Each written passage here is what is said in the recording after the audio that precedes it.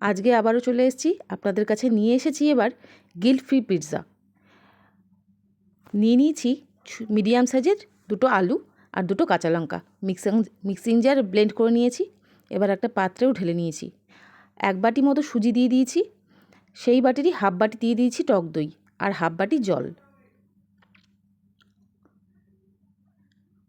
সামান্য একটু নুন, 1 চামচ মতো চিনি দিয়ে এটাকে ভালো করে মিক্স করব। আপনারা প্রয়োজন বুঝলে আরও একটু জল দিতে পারেন। আসলে এখানে জলের কোনো মাপ নেই, আপনারা বুঝে দেবেন।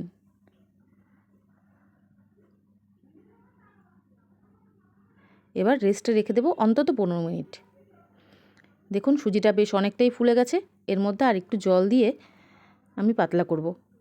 আমার কাছে বেশ ঘন মনে হচ্ছে, সামান্য জল দিয়ে দিয়েছি। এবার যতটা পিৎজা বানাবো, একটা পিৎজার জন্য যতটুকু লাগবে সেটুকু রেখে বাকিটা অন্য পাত্রে ঢেলে রাখছি।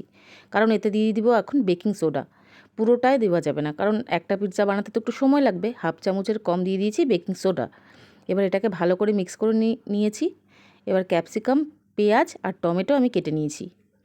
প্যানে সামান্য একটু তেল ব্রাশ করে এবার দিয়ে দেব ব্যাটারটা। মিডিয়াম আছে এই ব্যাটারটাকে চাপা দিয়ে 3 মিনিটের জন্য রেখে দেবো। দেখুন এতক্ষণে পুরো ওপরটা কুক হয়ে গেছে, শক্ত মতো হয়ে গেছে। এবার এটাকে পাল্টে দেব।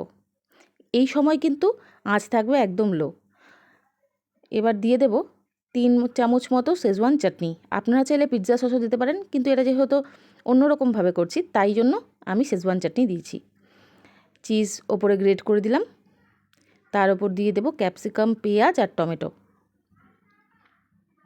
ওপর থেকে সামান্য একটু নুন ছিটিয়ে দেব আর দিয়ে দেব সামান্য একটু অরিগ্যানো। সামান্য অরিগ্যানো দিয়ে দেবো। আপনারা চাইলে চিলি ফ্লেক্স দিতে পারেন, কিন্তু আমি দিলাম না। এবার মিডিয়াম আঁচে চাপা দিয়ে 2 মিনিট রাখবো। তারপরেই তৈরি হয়ে যাবে আমাদের পিৎজা। আপনারা যত ইচ্ছে তত খাবেন, কিন্তু কোনো ক্ষতি করবে না। ব্রেকফাস্ট, ডিনার অথবা সন্ধ্যের টিফিনেও এটা আপনারা খেতে পারেন। পেটও ভরিয়ে রাখবে অনেকক্ষণ। একদম নরম তুলতুলে হয়েছে পিৎজাটা। এবার আপনাদেরকে অন্য আরেকটা প্রসেস দেখিয়ে দিই। সেম ব্যাটার নিয়ে ঢেকে রেখেছিলাম 2 মিনিট। এবার কিন্তু পাশ ফেরাবো না। টমেটো, ক্যাপসিকাম আমি এর মধ্যে কুচি করে দিয়ে দিয়েছি। সামান্য অরিগ্যানো দিয়ে দিয়েছি আর দিয়ে দিয়েছি ম্যাগি মশলা। ঠিক শুনছেন, ম্যাগি মশলাই দিতে হবে। আর ওপরে খানিকটা বাটার দিয়ে আমি পাশটা উল্টে চাপা দিয়ে আবার সেই 3 মিনিট। এবার ওপর থেকে চিজ ছড়িয়ে দেব। এটা একদম অন্যরকম একটা অপশন। আপনারা যদি সস খেতে না চান, এই জিনিসটা আপনারা দিতে পারেন। দেখুন একদম সুন্দর হয়ে গেছে, অসাধারণ হয় খেতে। একবার অন্তত খেয়ে দেখবেন।